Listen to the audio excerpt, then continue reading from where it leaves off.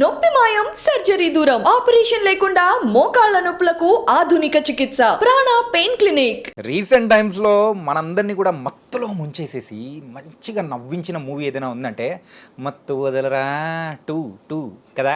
మరి ఆ movie associate writer, associate director, అలాగే అందులో యాక్ట్ చేసిన పర్సన్ సాయి సోమయాజులు ఇప్పుడు మనతో పాటు ఉన్నారు. బ్రో ఎలా ఉన్నారు? Hi bro, hi, I'm good. మీరు ఎలా ఉన్నారు? నేను చాలా బాగున్నా. మీరు ఇచ్చిన కంటెంట్తో ఊగిపోతున్నాం అనమాట. ప్రేక్షకులందరూ నవ్వుల పువ్వులతో ఆ మత్తులో మునిగిపోతూ ఉన్నారు. ఎంతకు సక్సెస్ని ఎలా ఎంజాయ్ చేస్తున్నారు? సో హ్యాపీ అండి, సో హ్యాపీ. అంటే నాకైతే ఇది ఒక చిన్న personal win in many ways. ఎందుకంటే this is the first time నేను ఒక స్క్రీన్ మీద కనపడ్డా, నా పేరు ఫస్ట్ టైం స్క్రీన్ మీద వచ్చింది. అండ్ నాకు రితేష్ బ్రో వర్క్ అంటే చాలా ఇష్టం. రితేష్ బ్రో ఆయన టీం అన్న. So it feels like a personal win for me. So very happy. మొత్తానికైతే మత్తు వదలరా 1 మనం చూసాం. సో అది ఎంతగా నచ్చిందో మనందరికీ తెలుసు. అండ్ మత్తు వదలరా 2 అయితే అంతకు మించి అన్నట్టు కూడా సో అలా చేశారనమాట. సో రైటింగ్ అనేది కూడా మీరు కూడా సో ఇన్వాల్వ్ అయ్యారు. సో మీరు వచ్చిన తర్వాత కానీ సో మీరు ఇచ్చిన పాయింటర్స్ కానీ ఎలా వర్కౌట్ అయ్యాయి అనుకుంటున్నారు స్క్రీన్ మీద చూసేటప్పుడు? బాగా వర్కౌట్ అయ్యండి. అంటే firstly I have to tell this అండి. యూజువల్గా నా ఫ్రెండ్స్ కూడా చాలా మంది ఇండస్ట్రీలో ఉన్న వాళ్ళు, they are struggling to make their careers in industry. అంటే ఒక రైటర్ గానో డైరెక్టర్ గానో వాళ్ళు చాలా రాస్తారు, వాళ్ళకి అసలు క్రెడిట్ రాదు. అంటే ఇన్ఫ్యాక్ట్ కొంతమంది అయితే వాళ్ళు మొత్తం మూవీ రాస్తారు, వాళ్ళకి క్రెడిట్ రాదు. గోస్ట్ రైటింగ్ అనేది చాలా common thing in industry. But నేను కాంట్రిబ్యూట్ చేసిన ఆ కొద్దిగా ఇది దానికి కూడా Ritesh acknowledged it and he gave me associate writer credit. So happy for that. And నేను ఇచ్చిన కాంట్రిబ్యూషన్స్ అయితే బాగా వర్కౌట్ అయ్యాయని నాకు అనిపిస్తుంది అండి. అంటే ఆడియన్స్ మధ్యన కూర్చుని చూసినప్పుడు చాలా బాగా వర్కౌట్ అయ్యాయి. అండ్ నా ఫ్రెండ్స్ వాళ్ళు కూడా రీసెంట్గా కలిశాను, మా నార్త్ ఇండియన్ ఫ్రెండ్స్ కానివ్వండి, లేదా నా ఎక్స్ కొలీగ్స్ కానివ్వండి, వాళ్ళందరూ కూడా చూసి ఒక 15 to 20 థింగ్స్ చెప్పారు. ఇది నువ్వే రాసుంటావు కదరా, నువ్వే చెప్పుంటావు కదా. అందులో ఆల్మోస్ట్ ఒక 70% మ్యాచ్ అయ్యాయి. So I fell so happy. అంటే ఓకే, సో రావడం కూడా గ్రీన్ టీ వచ్చింది నాకు. అండ్ ఏంటంటే రితేష్ గారి వర్క్స్ అనేది కూడా మనం చూసాం. ఏంటంటే ఎప్పుడైతే పార్ట్ 1 మనం నార్మల్గా సో చాలామంది థియేటర్లో మిస్ అయిన వాళ్ళు కూడా సో 2 మాత్రం ఎటువంటి పరిస్థితిలో మిస్ అవ్వకూడదు అని చెప్పేసుకొని కంకణం కట్టుకొని మరి కూడా ఎగ్గేసుకుంటూ వెళ్ళి థియేటర్స్లో చూస్తున్నారు. సో మీరు ఎప్పుడైనా ఆ ఫస్ట్ పార్ట్లో వర్క్ చేశారా? లేదు, చేయలేదు. నేను ఫస్ట్ పార్ట్ వర్క్ చేయలేదు. ఫస్ట్ పార్ట్ చూసాను, ఐ వాస్ బ్లోన్ అవే. అసలు ఏంటిది ఇంత న్యూ ఏజ్గా ఉంది. నాకు ఫస్ట్ అసలు ఎక్కడ నచ్చిందంటే మూవీలో టారెంట్స్ నుంచి డౌన్లోడ్ అవుతూ ఉంటుంది అనమాట. ఆ మూవీలో టారెంట్స్ని అసలు మన తెలుగు ఫిల్మ్లో ఎలా చూపిస్తారు, క్రేజీ కదా అని అనిపించింది నాకు. బికాస్ ఇప్పుడు ఎవరైనా వరల్డ్ సినిమాకి ఎక్స్పోజ్ అయ్యారు అని అంటే that's definitely through torrents and all. అంటే నెట్ఫ్లిక్స్ అయినా మొన్న వచ్చాయి. అంటే I'm not talking about piracy though. So చూసాను, బాగా నచ్చింది. But I never thought that part 2కి వర్క్ చేసే ఛాన్స్ దొరుకుతుందని. బట్ మధ్యలో హ్యాపీ బర్త్డేలో నేను వెళ్ళి యాక్ట్ చేశాను. ఆ సీన్ చాలా బాగా వచ్చింది. రితేష్ బాబు కూడా చెప్పారు చాలా బాగుంది, బాగా వచ్చింది సీన్ అన్నారు. అండ్ చెరి గారు కూడా చాలా బాగా వచ్చింది అన్నారు. బట్ అన్ఫార్చునేట్లీ లెంత్ ఇష్యూస్ వల్ల అది లేపేయాల్సి వచ్చింది అనమాట. చాలా బాగా చేసేవారు కానీ మీరు తీసేయాల్సి వచ్చింది అన్నప్పుడు ఏమనిపించింది? ఐ ఫెల్ట్ వెరీ బ్యాడ్ అండి. Okay, very bad. అంటే యాక్చువల్గా నేను హ్యాపీ బర్త్డే అనే కాదు, దాంతోపాటు 4 to 5 ఫిల్మ్స్ చేశా. ప్రతి దాంట్లో ఇదే అవుతుంది. అంటే బాగా చేసా ఉంటారు, ఏదో ఫిల్మ్ రిలీజ్ కాదు లేదా నా సీన్ ఎగర కొట్టేస్తారు. బట్ నేను ఏ సినిమాకి అంత ఫీల్ అవ్వాలా, హ్యాపీ బర్త్డేలో ఎందుకు ఫీల్ అయ్యానంటే ఆ సీన్ చాలా బాగా వచ్చింది. ఆ సీన్ నా మీదే ఉంటుంది. ఒక ఆల్మోస్ట్ ఒక 2 to 3 minutes సీన్. డైలాగ్స్ చాలా ఫన్నీగా ఉంటాయి, మంచి న్యూ ఏజ్ థింగ్ ఆ సీన్ కూడా.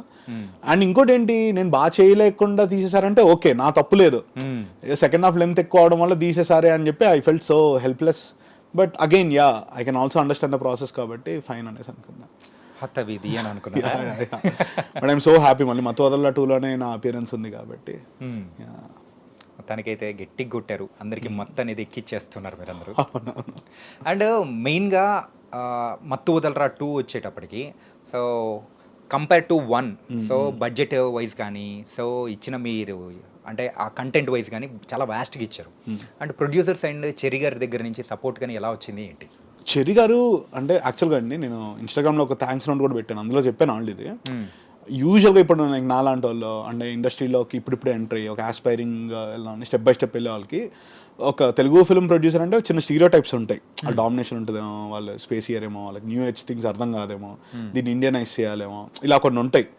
బట్ ఆయనతో ఇంటరాక్ట్ అయ్యాక he's like a ray of hope అండి నాకు అనిపించింది. అంటే I didn't interact with other producers in industry, but ఆయన వరకు అయితే he so sweet, so supporting, చాలా చాలా మంచి సపోర్ట్ అండి ఆయన నాకు కానివ్వండి, రితేష్ గారికి కానివ్వండి.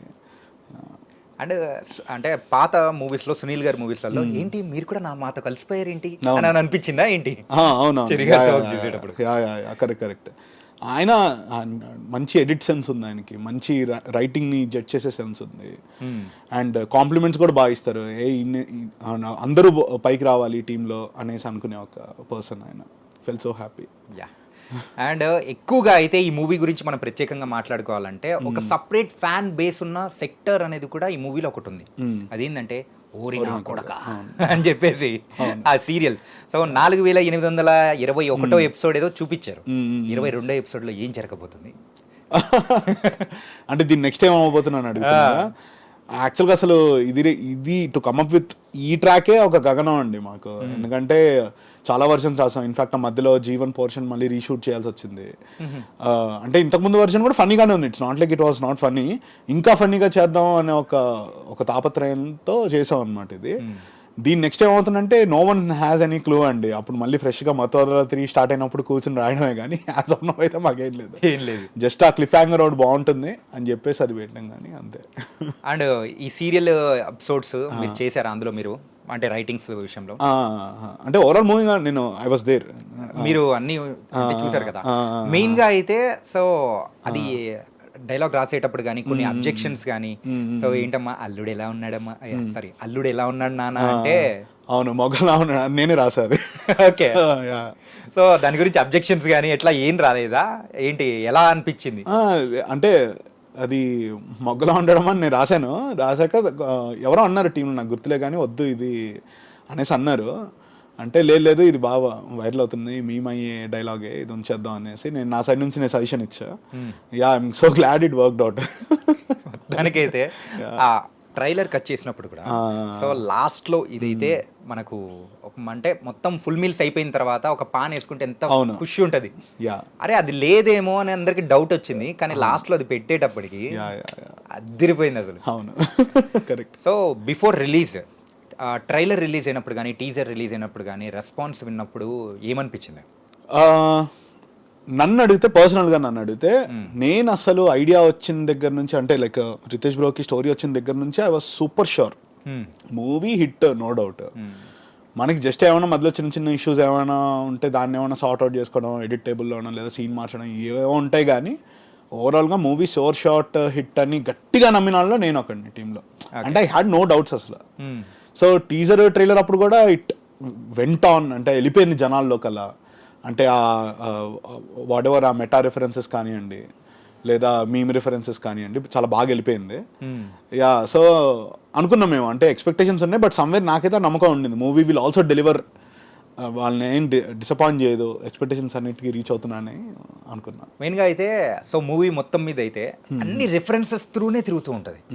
అంటే ఈ రిఫరెన్సెస్ తీసుకోవాలని ఎలా అనిపించింది బ్రో? ప్రెసెంట్ ఇప్పుడు జరుగుతున్న అంటే మన యూట్యూబ్ కంటెంట్ కానీ సో రీల్స్ కంటెంట్ ఎక్కువగా యూజ్ చేశారు. సో ఈ ఐడియా ఎవరిది ఏంటి? సో ఎలా స్టార్ట్ అయింది అంటారు? అంటే అది రితేష్ బ్రో మార్క్ అండి. అది ఆయన ప్రతి సినిమాల్లోనూ ఈ రిఫరెన్సెస్ అన్నీ ఉంటాయి. ఇంకా హ్యాపీ బర్త్డే అయితే it's like overload of references. So అది ఉంటుంది అండ్ లక్కీలీ నేను అదే బ్యాచ్ అంటే నేను అన్ని ఫాలో అవుతాను నేను ఉంటాను. సో అలాంటప్పుడు ఏమవుతుందంటే కాంట్రిబ్యూట్ చేయడానికి ఉంటుందేమో మనం కూడా ఫాలో అవుతాం కాబట్టి మేబీ అక్కడే ఉన్నా నేననే కాదు మొత్తం ఇప్పుడు డైరెక్షన్ డిపార్ట్మెంట్ కానివ్వండి కెమెరా డిపార్ట్మెంట్ వాళ్ళందరికీ ఏ ఐడియా వచ్చినా ఇది ఆల్రెడీ పాపులర్ అయింది ఇది ఆల్రెడీ వైరల్ అయింది ఇది ఈ సిచ్యువేషన్కి సెట్ అవుతుంది అని చెప్పినప్పుడు అవి ఇంక్లూడ్ చేస్తారనమాట. అది ఆయన మార్కే, అది ఆయన ప్రతి ఫిల్మ్లో అది ఉంటుంది. బట్ మతోదల 2కి వచ్చేసరికి ఏంటంటే మీకు ఆ రిఫరెన్సెస్ అర్థం కాకపోయినా కూడా మీరు ఎంజాయ్ చేస్తారు ఫిల్మ్ని. ఆ రిఫరెన్సెస్ అర్థం అవుతే ఇంకొద్దిగా ఎక్కువ ఎంజాయ్ చేస్తారు అంతే. సో కంప్లీట్గా ఆ రిఫరెన్సెస్ మీద రిలై అయిన ఫిల్మ్ అయితే కాదు. కంప్లీట్ గా అయితే కాలేదు, స్టోరీ ఉంది. సో ఆ స్టోరీ చుట్టూ తిరిగి అంటే సిచ్యువేషన్ కి తగ్గట్టు ఆ రెఫరెన్సెస్ కూడా రావడము దాన్ని బ్లెండ్ చేసిన విధానం కానీ దట్ వాస్ వెరీ నైస్. అంటే చాలా మూవీస్ కూడా రెఫరెన్సెస్ తీసుకొని వచ్చినా కానీ బాక్స్ ఆఫీస్ దగ్గర ఇంత సక్సెస్ అవ్వలేదు. కానీ ఇక్కడ సక్సెస్ అయిందంటే స్టోరీని తగ్గట్టు అక్కడ మీరు బ్లెండ్ చేసి విన్న విధానం అనమాట. అవునవును కరెక్ట్. అరే ఇలా రెఫరెన్సెస్ అనేది కూడా తీసుకున్నారు, బాగుంది. అండ్ మీకు బాగా నచ్చిన రెఫరెన్స్ ఏంటి ఇందులో? మొత్తం మూవీలో నాకు యాక్చువల్గా ఏంటంటేనండి, ఫస్ట్ స్టోరీ అంతా అయిపోయాక రితేష్ బ్రో చెప్పారన్నమాట, ఇది let us start the film with Ajay track, దాన్ని అలా కనెక్ట్ చేద్దాం పార్ట్ 1 నుంచి అనేసి. Somewhere I couldn't get that vision అండి. అంటే మేబీ మత్తు వదలరా వరల్డ్ ఏమైనా స్మాల్ అయిపోతుందా, మరి పార్ట్ 1లో ఉన్న క్యారెక్టర్స్ మళ్ళీ వస్తున్నాయి. వెన్నెల కిషోర్ గారు ఆల్రెడీ వచ్చారు, అంటే ఆ చనిపోయిన క్యారెక్టర్ మళ్ళీ వచ్చింది, ఒక డోపుల్ గ్యాంగర్ అన్న టైప్లో. సో ఇప్పుడు మళ్ళీ అదే కానీ ఆ డాట్ కూడా ఎందుకు కనెక్ట్ చేయడం అనేసి అనిపించింది. బట్ ఆ రిఫరెన్స్ ఇస్ మై ఫేవరెట్ అండి. అంటే లైక్ అక్కడ నుంచి స్టార్ట్ చేసి తేజస్వి తోట అనే క్యారెక్టర్ చిన్నప్పటి నుంచి స్టార్ట్ చేసి, అందులో మళ్ళీ ఖుషీ మూవీలో సీన్, నువ్వు వస్తానంటే నేను వద్దంటాను మూవీలో సీన్ పెట్టడం, it all credit goes to Ritesh bro.